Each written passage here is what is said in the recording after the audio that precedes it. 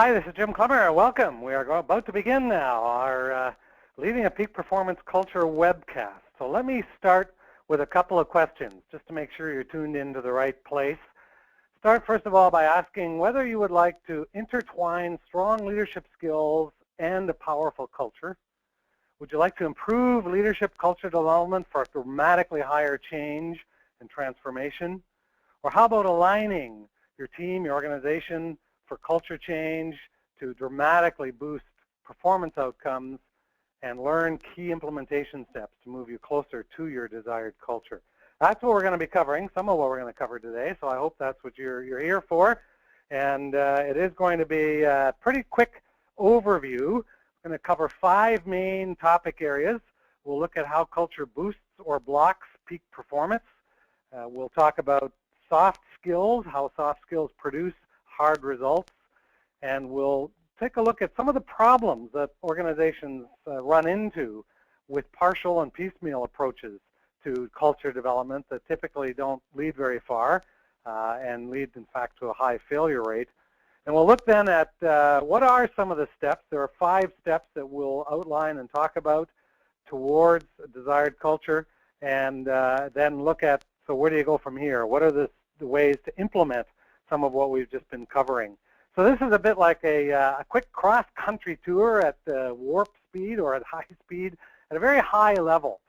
Always the challenge in a webinar like this is, do we go narrower and deep, or do we go broader and higher and wider? And that's what we're doing today, is we're going broader, higher, wider, like we're flying at 35,000 feet across the terrain of this very big topic area of culture, which of course covers a lot of territory and can involve many, many things.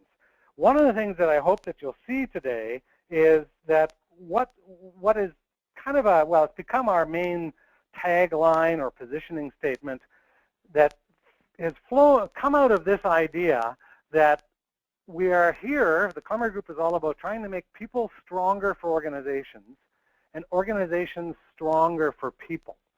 So that's our overall reason for being, mission, whatever we might want to call that. And we put it in this tagline, which you'll see on our website and a lot of our materials, that tries to summarize that we're trying to build stronger people and stronger organizations, and there's a tremendous interconnection between those two. And that's some of what we'll be looking at in our short time here together as we take a look at what are some of the core elements, what some of the research tell us, what are some of the best practices, we'll bring you some client experiences, and try to get as practical as we can with implementation steps and steps toward that culture. So without further ado, let's jump right in to our first topic area, which is how culture boosts or blocks peak performance. One of the, I think one of the key commentaries or reflections on this topic is from a book that came out a couple of years back when Lou Gerstner was reflecting back on the huge change that he led as CEO at IBM. Of course, IBM made a major shift from being predominantly a hardware supplier, 80 or 90% of their revenues coming from hardware, to today they're predominantly a service provider, a software provider, and is a complete reversal. 80 or 90% of their revenue is now coming from there. And so Gerstner was reflecting here on this appropriately named book, Teaching Elephants to Dance, because, of course, IBM is a pretty big elephant. And so he reflected back and said when he first came to IBM, he would have thought culture was just one other thing amongst many other levers, really, to the CEO or senior executive group can be manipulating. But after his experience, he's come to realize that culture isn't one aspect of the game, it is the game. And certainly we would very much agree with that. In fact, the way we summarize it is it really is the critical X factor. It's the factor that can either boost or block organization improvement efforts. So sometimes these are called soft areas of leadership and culture. And yet, as we'll talk about further, they're very hard, very difficult to do, but they certainly produce hard results. Well, what is culture? I think we need to start with a bit of definition. Now, there's all kinds of definitions around on what culture is. This is one from John Cotter at Harvard, and one of his books on dealing with culture and with change, where he talks about it having to do with norms and values and feelings about what we should value, how we should act. He goes on to talk really about the sort of peer influence that is found in culture, that it's what peers and how we basically what's acceptable, unacceptable, how we do things around here. So we look at all of that, and we try to boil it down to a couple of simple ideas, depending a bit on the context with which we're doing some of this work with our clients. So one simplest sort of idea is the way we do things around here. Now, that definition's used fairly commonly. You may have heard that before. We would add, and maybe build a little more on what Cotter just talked about around peers, is when the boss isn't around. I think defines even further what truly is the culture, what are the norms of the organization. So that's one way that we look at it. Another way we look at it, particularly we're going to talk a little bit about how culture applies to some of the work we've been doing in the area of health and safety. And so there we often talk about it's the way we do things around here that are made up of behaviors and attitudes that are accepted or overlooked or expected and rewarded, that implicitly sometimes in how we deal with what goes on with the behaviors and so that go on, we start to see shades of culture shining through. So our experience has been working with culture initiatives, culture development activities across these kinds of applications. We've done a lot of work around improving internal, external customer service. One of my previous books, Firing on All Cylinders, was all about service quality improvement. We've worked a lot in the last couple of years, especially in the mining and some heavy industry sectors, around health and safety. Many organizations these days, of course, are concerned about how do we bring about change in the organization? How do we maybe get more specifically into things like morale, engagement levels, another key area today. I was working just last week with a team that was very concerned about teamwork and team building and how to build a culture, much stronger culture in those areas. And some of the other aspects we might be looking for is how to reduce turnover, absenteeism, increase quality, or using specific tools like Lean, Six Sigma, and other kinds of quality tools like that. Well, I want to bring you some experiences from some of these applications.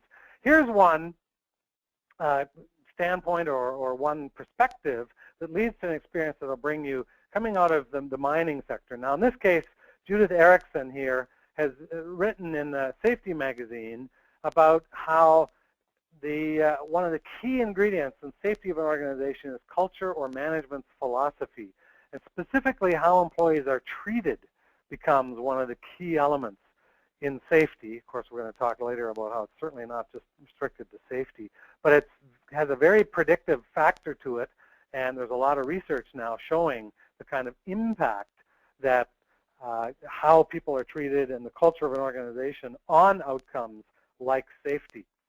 So more specifically, we've worked over the years with Barrick Gold, and going back a few years now, there was about a 3-year period when they first went down this journey. Bruce Huber was one of the leaders in this journey, and they saw a reduction over 3 years of 65% in total recordable safety incidents. That's a dramatic drop.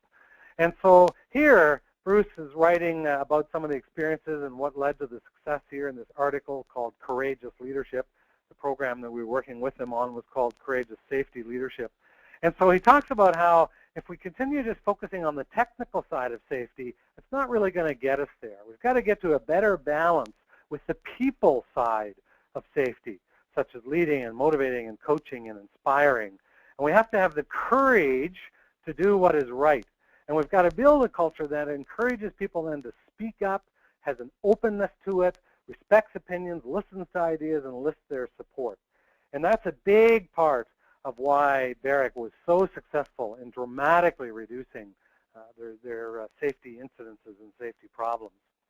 If we look at service quality, one of the sort of poster companies for service improvement, customer service, is Southwest Airlines, continues to be not only the most profitable airline of all time, but one of the most profitable public companies of all time in an extremely tough business. And what the founder and former CEO Herb Kelleher says is that it really is those intangible, so-called, I guess, soft skill areas that make the huge difference. So everybody else has planes and landing rights and all sorts of other things. Lots of airlines have those. But he goes on to say it's our culture, our spirit, our esprit de corps that really is what sets us apart. So one way we look at this, particularly when it comes to looking at anything to do with customer focus or customer service or quality improvement, is to say, well, there's three key elements that come together. So it's focusing on the customer, it's improving our processes, it's engaging those on the front lines and the people that are really going to make all of this happen, and that the, again, X factor in all of that is the overall culture that we have in the organization. And just as another perspective or thought on this is Wells Fargo, which has now become one of the largest banks by market capitalization in the U.S. This is really getting at culture from a slightly different perspective, saying that it's really not our plan that has set us apart. It's not the goals we have and that we have some brilliant strategy here. It's all about execution. It's all about inspiring your culture, rewarding, celebrating, how you deal with the disappointments and setbacks. It's all of those kinds of things. And so what is it then that the impact that high-performing cultures have? Here's a couple of pieces of research. This is a more classic piece that goes back again to some of the work of John Cotter, who I quoted earlier, and some of his colleagues. And they looked at adaptive corporate cultures versus unadaptive. And adaptive where they were able to balance the needs of shareholders, employees, and customers. Unadaptive was where it was more inwardly focused or focused on balancing just one or two of those needs, not everybody, and not being able to flex and adapt as a result. And so here we see huge differences. This is over a 10-year period where they compared these are mostly publicly traded companies, and comparing the kind of impact on revenue, impact on employment, impact on stock price growth, and look at that, huge differences there, and massive differences in net income growth between high-performing or adaptive cultures and unadaptive cultures. A more recent survey or a more recent study was done by the McKinsey organization. Here's a look at the scope of the study. Huge, biggest study certainly I think of that's been done in this field. And here's some of the outcomes that they found is that highly adaptive or strong, what they call organizational health or cultures, have 2.5 times higher earnings, twice as high growth in values, book value, 1.5 times higher growth in net income to sales, and they conclude that generally across the board, 50% of performance variation between companies is accounted for by differences in organizational health or culture. And a last conclusion from that large study is to say, well, typically when you look at, and what they're addressing here particularly, is this high failure rate, which we're going to look at a little bit later on as well, of organization change, culture change efforts like we're talking about here, and that there's a consistent number that has shown up for the last 20-some years. Almost always seems to be around 70% of these efforts are failures. And here's why. A lot of it has to do with employee attitudes, unproductive management behavior, and they go on to make the point as well that this soft stuff is absolutely vital in moving all of this forward.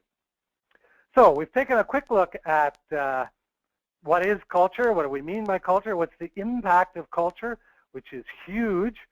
And so as we conclude here, often in retreats, I do a lot of off-site executive retreats, which we'll talk about later on with executive teams, and we'll look at questions like this.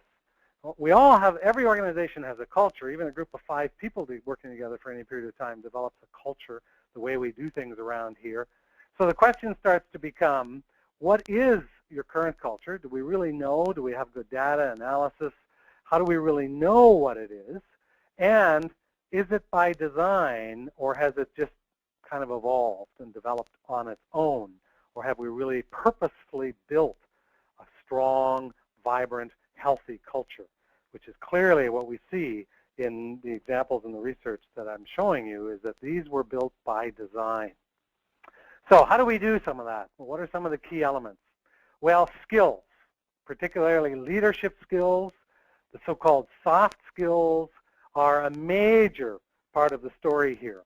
And just to put it a bit in broader context, where we see these so-called soft leadership skills fitting into a bigger picture is to say that there are three main components of any organization, any team, even down to a job level. There's what we do, the technology, the expertise that we have and provide. There is how we do it, the way we've organized ourselves, the methodologies, the structures, the systems, the processes that we use to try to do what we're doing efficiently and effectively every day. And then there's the big who part of the equation. So who are we doing this for? Back to focused on the customer or focused on whomever we're serving. And who is doing that work? Who is doing that serving? Well, of course, it's typically frontline people who are doing that. So we can summarize this as saying it's about connecting the hands, the head, and the heart, or the spirit of the organization. A slightly different way of looking at the same idea is a concept that we developed years ago and use quite a bit when we're working in the area of service and quality improvement. We call it the 3 rings of perceived value. But it's basically saying that how whoever we're serving, internally or externally, perceives value is, and our goal here is to drive that value, that perception of as broadly as we can. It starts with the basic product or service itself. If we're not at least delivering or meeting some of those basics, the rest of this isn't going to matter very much. So are we meeting those basic expectations, and do we know what they are? And then secondly, beyond, so let's say a restaurant where the basic product is a meal and the dining experience, well, beyond that, are they convenient? Do they have good parking or accessibility? Do they take credit cards? What's the atmosphere, the ambience? What's the efficiency of the service, the accuracy of what's coming out of the kitchen? All of those sorts of things. What are the cleanliness of the washrooms? All of those things support the basic meal or dining experience. But then we add the third factor, the enhanced service factor, which is now much more intangible. Each of these gets more intangible as you move out further, which more has to do with the attitude, the feeling we get from the servers and from everybody in the organization. Do they really care about us? Are they going their extra mile to go out of their way and to really support us? What are we seeing? So we summarize this as saying the first ring is meeting basic requirements or specs. The second ring is around satisfying those broader expectations or needs that I might have beyond just the service or product itself. And then the third, we call it the delight ring, where I walk away. Sometimes we also call it the wow factor. Walk away saying, wow, they really have it together. Wow, they really care about us. Wow, they just seem to have anticipated our needs. Or that person seems to have gotten out of bed in the morning just to figure out how to make my life more happy or pleasurable. They just seem to be so focused on serving. Well, of course, the problem, the culture problem is that in many organizations today, and there's a lot of evidence to suggest that it's getting worse and worse for a variety of reasons, there's a lot more cynicism creeping into our cultures, and we're ending up with cultures where we have high snicker factors. Oh, right, yeah, set of core values. What are those things again? Yeah, let's have a good laugh. That's not really what goes on around here. Or we see engagement levels, either if not declining, staying pretty stagnant. Or perhaps absenteeism, again, is either stagnant or might even be rising. Turnover is becoming a bigger problem in many organizations, especially as people are aging and retiring, and we're now looking to the future. Declining client or customer satisfaction, or again, maybe stagnating. Resistance to change, trust, teamwork, quality, health and safety. These are all indicators, many times, of problems within the culture. So what are the high attributes of high service quality cultures? Well, these are cultures where work isn't a 4-letter word. Work is made to feel more like play. Work is something we absolutely look forward to and enjoy doing.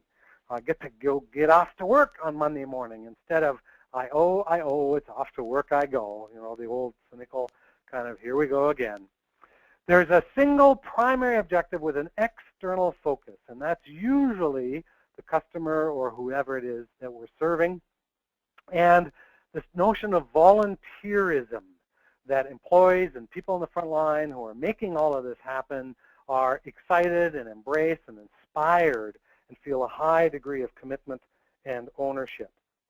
Well, how do we make that happen? Well, our experience is that it's the intertwining of two key parts of, in some of my previous work, and you'll find around our website, this notion of balancing management and leadership. So management is all the head stuff, planning, analysis, control, systems, processes, all vital, all critical. Leadership is all these so-called soft things that we're talking about here today, feelings and emotions and commitment levels and levels of inspiration and so on. And we need both of these. We need both IQ, and you may be familiar with emotional intelligence, or EQ. We need both of these. It's a bit like having two wings of the airplane here. Which one would you rather be without? Well, I'll take both. Thank you very much. We need them both. But as we look particularly, and today we're focused on the leadership side of this equation, let's drill down deeper then into what creates that volunteerism, what creates engagement, what are the critical factors. And there are lots of different things that organizations do to try to increase engagement and volunteerism and commitment. It turns out that almost all the research points to somewhere around 60 to 70% of what determines levels of engagement in the organization is very local. It's the leadership behaviors that I experience day to day on the job, within my team or within my part of the organization. So that leads to research like this. We've been a strategic partner of Zenger-Folkman's now for the last couple of years, and Zenger-Folkman has a massive database, over 600,000 respondents assessing over 60,000 leaders. Well, here we see a slice of that database that's looking at, we see on the bottom axis is 360 feedback data on how those leaders are rated by, usually it's about up to an average of 10 different raters, direct reports and others around them. And so what we see is that those who are rated very low in their leadership skills have very low levels of commitment. So poor leaders really create dissatisfaction amongst employees in the organization. Okay leaders, mediocre leaders, good leaders, well, they have an okay impact. We're sitting around now the 50th percentile. Outstanding leaders can make a huge difference, and we see they're at the 80th percentile, which again lines up with the idea that leaders are roughly responsible for anywhere from 60, 70, even as high as 80% of these sorts of factors. Well, I'm going to zip you through a couple of other slides here that really show the same kind of pattern. Now, we've got a lot more of this data available. We can, in our follow-up email, we'll connect you to other areas of our website where if you want to get deeper into this, you want to look at white papers, there's lots more of this available. But here's a quick look. So here's an impact on turnover. So leaders assessed, again, through 360s as to how they impact turnover. Well, the bottom third of leaders have the highest levels of turnover. The top 10% of leaders have less than half the amount of turnover. And of course, this makes reinforces the adage that most people don't quit the organization, they quit their boss. The big problem here for many organizations is not people that quit and leave. That's the tip of the iceberg. It's people that quit and stay. And so that's what we just looked at with engagement. Or we look at this fascinating study. This is inside of the same organization, large organizations, where everybody's being paid the same. But how happy are you with your pay? Well, that depends on my leader. Look at the massive differences. On that first little bar there down in the first decile, you probably couldn't pay me enough to work for that jerk. I mean, that's a horrible leader down there. Whereas up at the other end, the other extreme, wow, I get paid to come here. As part of a group or a team that I'm absolutely excited to be part of. So we see lots of similar data. Customer satisfaction, same kind of trend. High-performing leaders, top leaders, have much higher levels of customer satisfaction. Even though they personally may not be interacting with customers, they're creating environments for people that do. Or impact on sales. This is looking at team sales and at sales levels. And once again, we see massive differences between the worst leaders and the very best leaders. Our definition of extraordinary leadership is, in fact, that top 10%. Safety. We see that extraordinary leaders have a workplace that is 3.5 times safer than less effective leaders do. So it's bringing together these factors of processes and systems, but particularly on the whole area of people and people component. And so we often summarize this, and in many retreats, we will step back and we'll take a look at, so what is our balance currently? How much are we focused, either as a team or individually as leaders, on technical aspects, on management, which would be that first ring, on management systems, processes, which would be more the second ring, or on leadership, which is creating that volunteerism, that strong commitment and inspiration, engagement levels, etc., in the third ring. And so how much of our time? Is it half our time on technical and 25-25? Is it 20, 40, 30-30, 40-40? What is it? And so we go through this exercise, and inevitably, when we do this, we end up asking, well, how many people would like to spend more time in technical? Well, not a lot of hands go up, or management teams vote for that. How about management? Well, now a few more. Leadership, almost every time I've done this exercise in lots of places around the world, lots of organizations, over 80% of the time, the hands go up to say, we need to be spending much more time in leadership. And that then leads to a rich discussion, which you may want to be thinking about for yourself or your team, is why aren't you spending as much time leading as you'd like to? There's a tendency to look out the mirror, out the window, and say, well, it's all those factors out there that I can't control. And yet what we see time and again in the very best run organizations and the best leaders is they take the same set of circumstances everybody else is facing, and they find a way to control or influence change to become much more effective leaders. Okay, so let's move on then to our third area. What is it that trips up many organizations when they're trying to head down this road towards improving leadership or improving culture? There are a lot of different factors. I'm going to try to take a high-level overview of what are some of the common things that show up. Well, here's the common research that shows up. I alluded to this earlier, and we talked about this with the Beyond Performance book and case and study, that about 70% of all change initiatives fail to reach their objectives. And so it depends a bit on how you look at this. You might say, well, so half to two-thirds are failing, or a third to a half are making a huge difference. Do we see the glass as half full or half full? Half empty starts to become the question. Or if we're into re-engineering, we might see that there's clearly twice as much glass here as is required.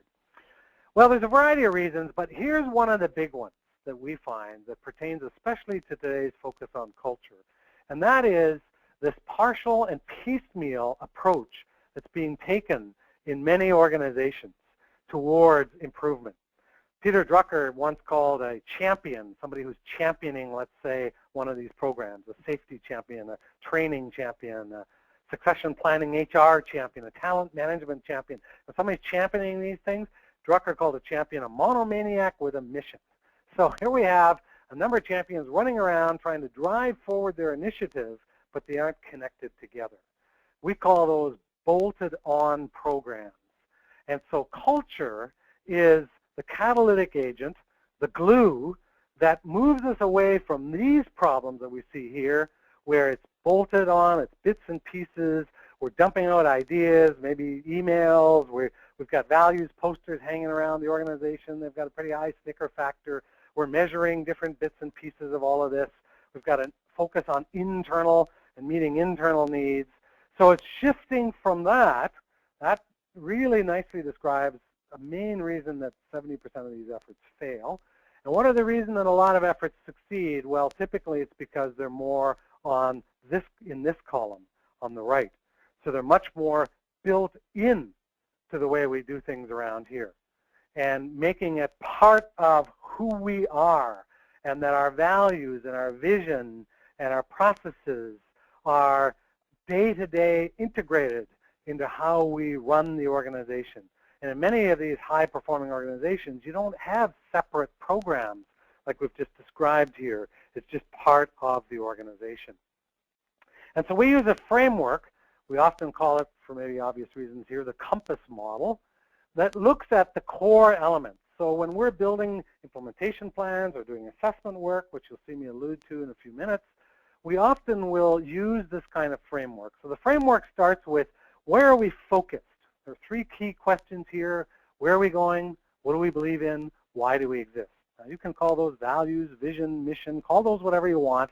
Sometimes we get way too tied up in all the names and titles and what we call these things. But that's the starting point. Then we look at the North Star position of who is it we're serving. We call those customers, clients, whatever you might be calling them. And then the partners, usually internal and maybe external, suppliers, distributors, other agencies. So who are we serving, and who are the people that need to come together to make that happen? And then we need to have good strategy, clarity, direction, priority setting, that everybody is clear on what really matters, what the priorities, what the goals are.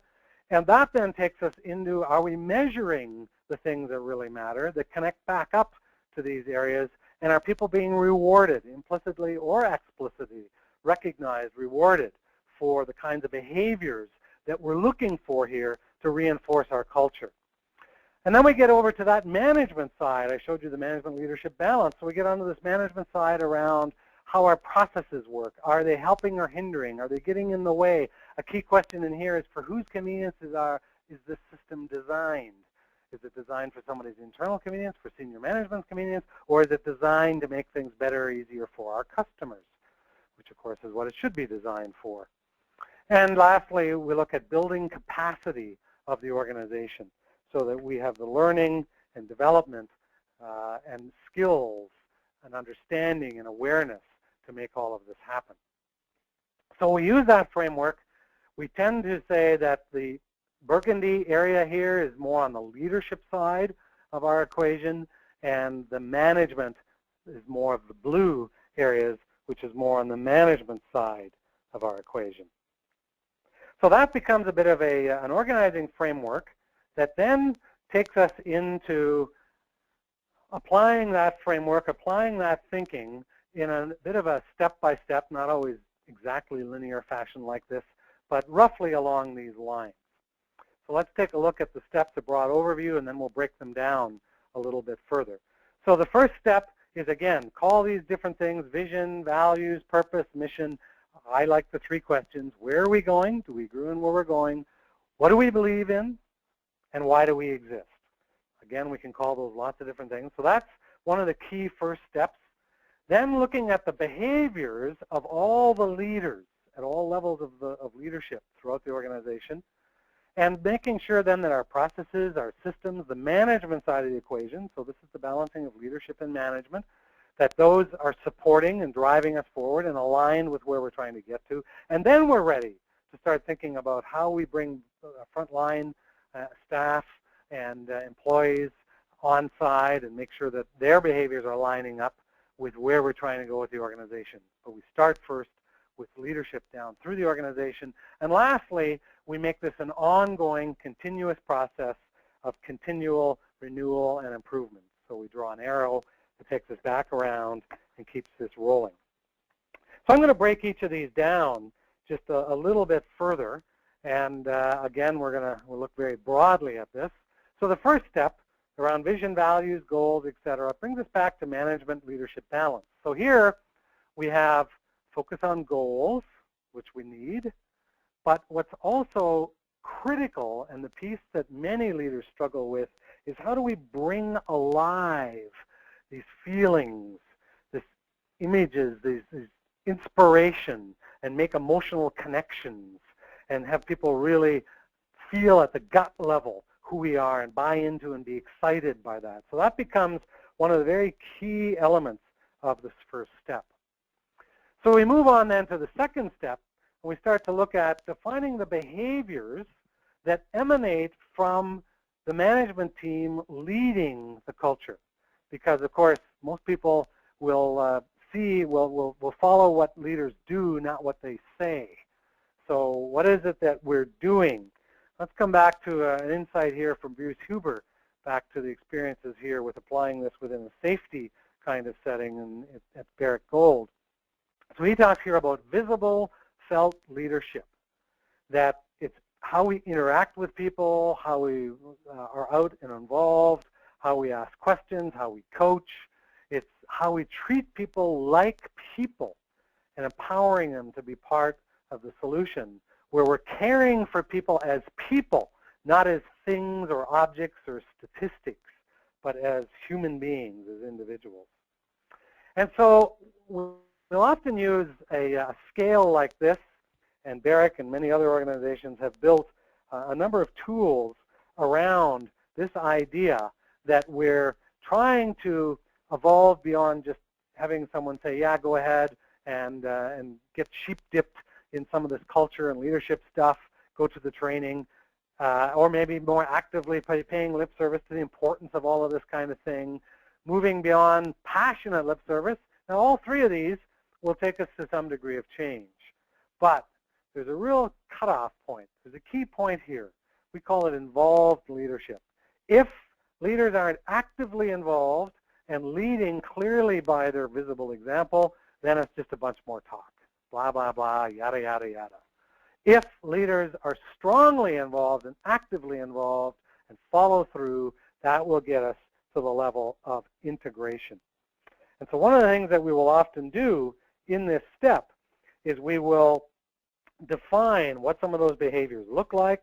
We'll define what some of the kinds of conversations might be. So, for example, one of my previous books was Moose on the Table and talked about courageous conversations. So do we have the skills and the courage to step up to and have some of those difficult conversations?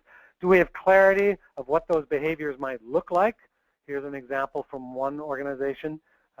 Wasn't Barrick, but another organization in the mining sector, looking at different levels in the organization and what sorts of behaviors are required of each level in the organization. And this then is backed up with more development, more, we call it our way. So whatever the name of your organization might be, XYZ. So the XYZ way. So what's our way? Well, describing that. How do we live that? We put in place skill building, competencies, experiential exercises, but really immerse and get all of our people deeply involved in living those kinds of approaches. So we move to the third step then, which is implementation, which is processes and systems, management processes and systems.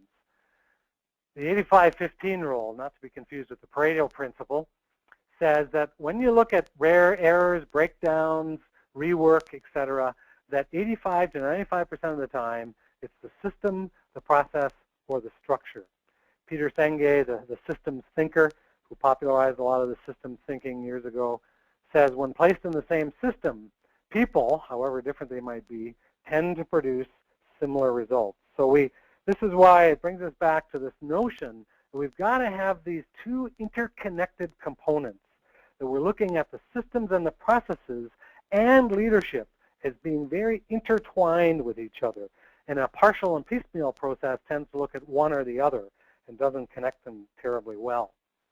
And so one of the ways we try to do more of that connecting, especially on the behavior side, that leadership side of the equation, which then talks about leadership is everybody. Leadership is an action, not a position. It's what we do that becomes critical. And so an example might be in the world of safety, where we might start to go through these sorts of steps, bringing in a model or a framework, something like this, where we're training and developing frontline staff, workers on the front lines, to have these kinds of interactions and these kinds of discussions with each other. Or it might be part of, as we'll see, as part of the last step, ongoing customer focus. So if we look at kind of blending in here with our last step, the continuous improvement activities and some of the behaviors that go in with that, we'll often use a framework along these lines that is talking about this chain of quality and how we start with whoever it is we're serving external to our organization, could be inside our bigger company, but external to our department. And many organizations have partners, agencies, other groups that they work with, maybe distributors, etc. So maybe we have to work through them with our external end customers. And then we start to move back down through the organization. And the challenge here is how we get particularly those people further back in the chain who aren't really in very much contact or in no contact with customers, how we get them focused on either serving the customer or serving somebody that is. That becomes critical. Are you serving the customer or serving somebody that is? And so we need to build that sense of commitment throughout the organization. Chris Argis here talks about this level of internal commitment needs to be high, that it comes from within, it's closely aligned with empowerment, it means involving employees. And so one of the things that we'll do in this step, coming back to our 3-ring model, where we're trying to build out and increase this perception of value, but particularly the 3rd ring, which is the ring that's owned by the front line by and large. The decisions day to day, the little moments of truth happen out there on the front line. And so as we look out at the 3rd ring, what delights our customers, we can start to get our frontline people involved in these kinds of exercises. How can we exceed the customer's expectation every step of the way? How can we make the customer feel important? And how can we tailor the experience to fit the customer? So that becomes the overall goal as we're now trying to involve and get frontline people connected in to this whole effort into building this stronger culture. And so here are some examples of the steps. I'm taking you through these as a broad overview. Obviously, there's a tremendous amount more goes down into each one of these steps. So under exceeding the customer's expectations, we might help employees map out typical experiences that customers are having, brainstorming ways to exceed expectations in some of those steps. So that's an example of something we might do. Each one of these efforts tend to be pretty customized, so I'm just giving you kind of generic example here. How do we make the customer feel important? Well, some of the things we might do there is some brainstorming around some of those steps and parts of the process as we're working with either internal or external customers, and looking for ways to change or discontinue or avoid things we may want to avoid, where we might inadvertently be making our customers feel like they're getting in the way of the real work around here, or really intruding at its extreme, perhaps even feeling a bit like they're criminals because we don't trust them as we're in the messages we're sending out to them. Then thirdly, how could we tailor the experience to fit the customer? Well, again, there are a variety of things we could do. One is to have employees start identifying different categories of customers. So in a restaurant, it might be dining dinner customers versus lunch customers, families versus business people. We look at different kinds of situations and settings, and what are then the expectations? How do we use this 3-ring model and overlay to, again, brainstorm, plan, find ways to continually try to build on and exceed those overall expectations. So that's a quick overview of these 5 steps. As I said at the outset, these aren't always linear. Sometimes they're done in parallel. But what tends to be very important is that we don't start trying to change employee behavior until we've really done some good, strong work in the first couple of steps. So for example, we can turn around and we can talk about customers and teamwork and trust and all these great values that are hanging on a wall somewhere. But if we have processes and systems that do exactly the opposite, that build chimneys and silos between departments, that pull people apart, that send messages of mistrust and getting a gazillion approval levels, or that customers feel like they are being treated like potentially criminals. If we have all of those kinds of practices and systems in place, we're going to raise the snicker factor. And if anything, in fact, what we're going to do is have employees become even more frustrated as we try to convince them to buy in and be excited and be part of all of this, and let's go to a new place and build a new culture, and then they turn around and they're stuck with the same old ways and the same old behaviors from their leaders, they end up becoming even more cynical. And most people's BS detectors today are ever more tuned in to those sorts of problems. So how do we pull all this together? So I've covered quite a bit of territory here and look broadly at what needs to happen. So what are the ways that we can help to make that happen? Well, here's what we find are the typical steps. Again, not necessarily exactly in this order, and very tailored and customized to each situation. But here is typically how we would go about doing this. So the first step is an optional one. Sometimes we do this, sometimes we don't. And it's a wide variety of assessment. It might be something as simple as a quick email survey of the executive group that's about to go off to the retreat, or a couple of one-on-one interviews, or it might be something much more extensive than that. So we look here at what are some of the options. Well, we can be looking at what the culture is by assessing practices and systems and looking at attitudes and behaviors. How do we really do things around here? And what are the behaviors that are tolerated, accepted, reinforced, and so forth. So we can do some assessment where we go in as a neutral outside third party, and we can do focus groups or run different sorts of surveys or aggregate 360 data that we might be doing with the Zenger-Folkman process. We can do one-on-one or phone kinds of interviews. We've done a wide variety of those sorts of things. Open-ended email questions. I continue to be quite surprised by how open people will be with those and how useful that kind of approach can be. I use it quite a lot. We can review current documents, processes, systems, the way things are being done to see what currently the culture is. We can do some assessment, awareness and assessment, where it's back-to-back, where we're integrating those two through a focus group kind of approach. Or we can use more rigorous criteria using that compass model or pathways framework, those 6 points, and we have a number of subsections in each of those points that we can provide more rigor with more of a validated kind of assessment. So there's a wide variety of assessment options there. Some organizations start with that. Others start right in here at the second step first. So beginning with an offsite retreat. We find that this is a very important early step, if not first step, so that we get everybody in the executive team in unison, get them pulling together, getting clear. So here's the typical kind of agenda.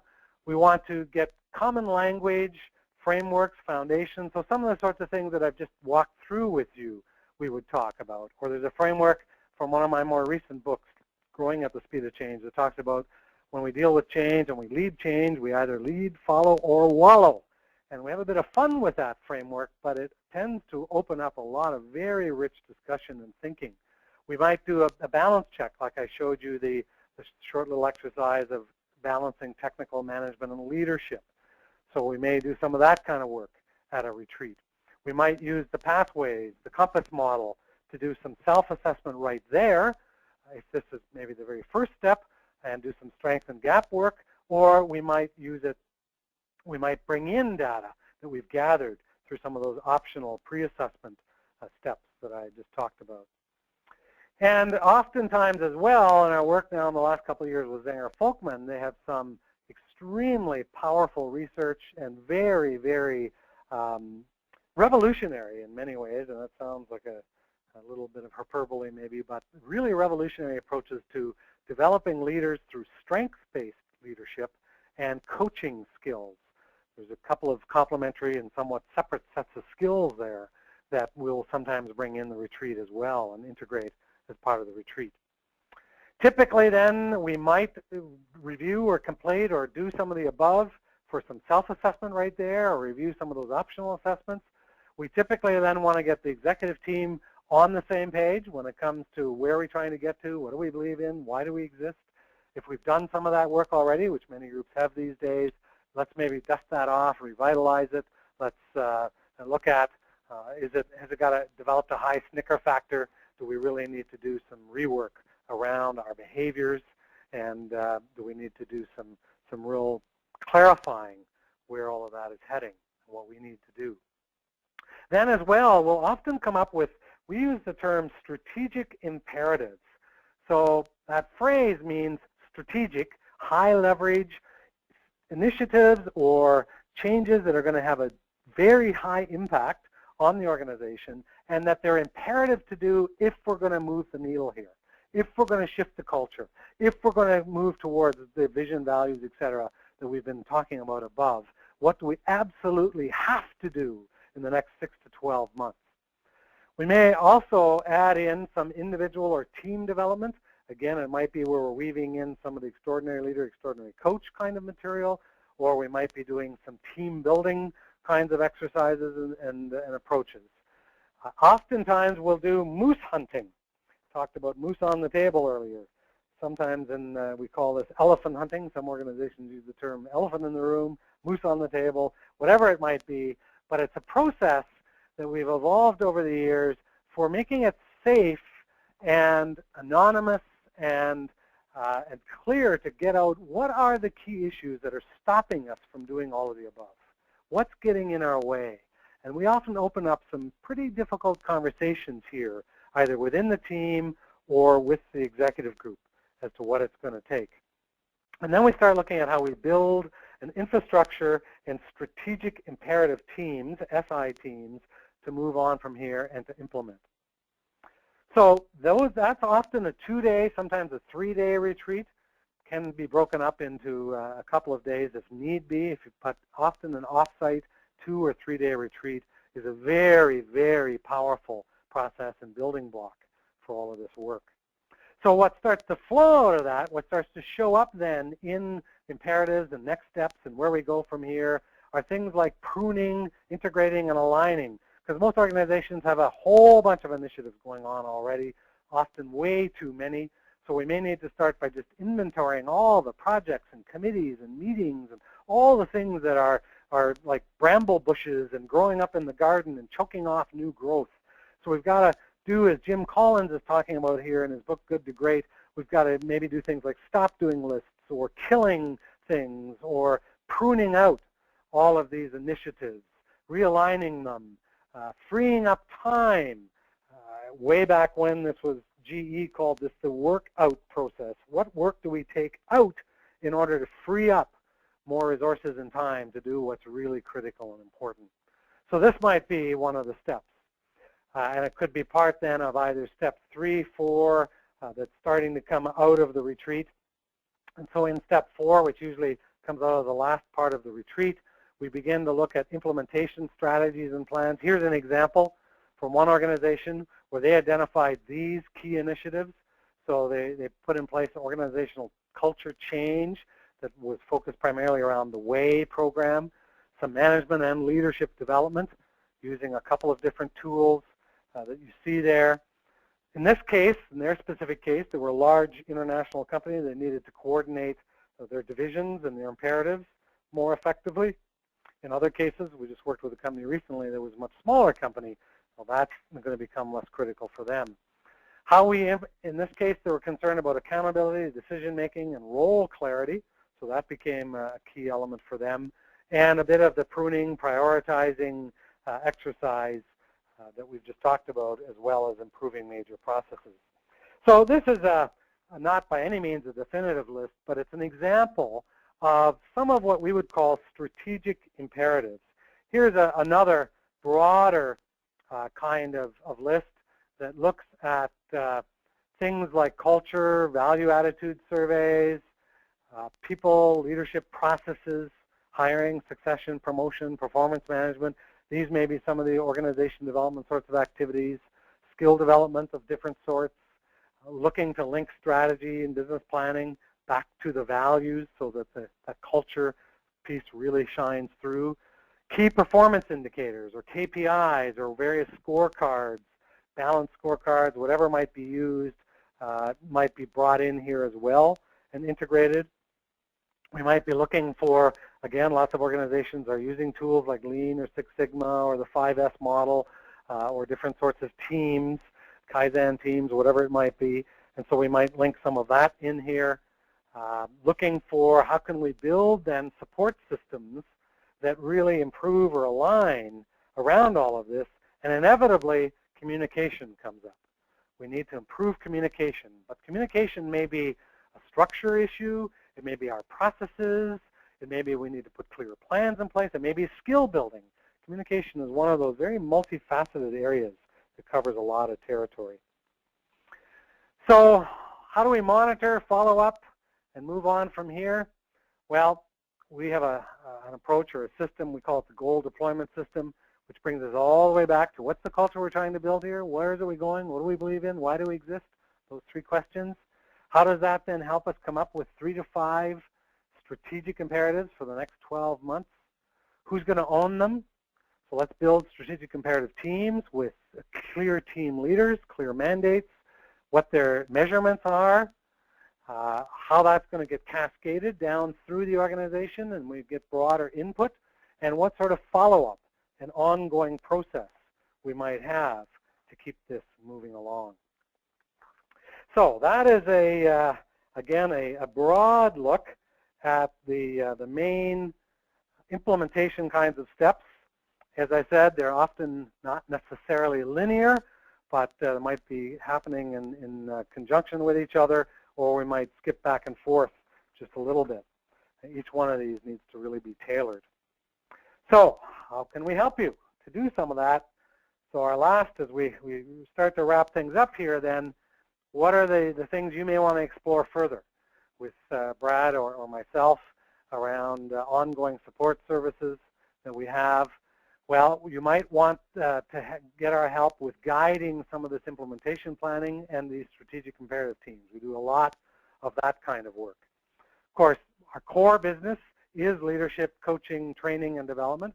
And you'll see on our website a lot of material, a lot of approaches there. And particularly our work these days with Zenger Folkman provides us with a very strong toolkit in that area. So the extraordinary leader, the extraordinary coach are key tools there. We can as well design and deliver very customized modules for specific training needs that you might have, or things like the WAY programs. Those tend to be quite customized. And often we'll do a train the trainer option if you have a large enough group where it makes more sense to have people internally trained to carry this out rather than bringing in the Clemmer group all the time to deliver it. So things like the Our Way process often fit that and can be proven to be an extremely powerful way to bring alive the values and culture of the organization. We're often these days getting deeper into performance management, especially around strengths-based performance management, and how we can make our talent management systems, succession planning kinds of systems, all of those sorts of systems, how we can make them much more effective. We might be looking at helping you with strategic process improvement, so improving your processes, the 3 ring sort of approach and how we approach customer focus and expanding perceptions of value. We have an extensive series of services around that area. And of course, a big concern these days is employee engagement and health and safety. And we've touched on some of that and, of course, can provide lots of help in those areas as well. So that's we're about to land here after our cross-country tour at 35,000 feet. Very broad overview of this enormous territory, this large area of culture, and which encompasses so many things. But we've looked at what some of those key elements are, and we're certainly delighted to talk with you further about where we might be able to help you. You'll either be hearing from me or more likely Brad, and with some follow-up emails with links back to some of the things that we've covered here, and as well we'll be asking you for feedback. And I guess the one price of admission that we would have for this webinar, that hopefully was worth much more than you paid for it, is that you complete and give us feedback on where you're at, what you took from today, are there any potential next steps or other information that you might be looking for.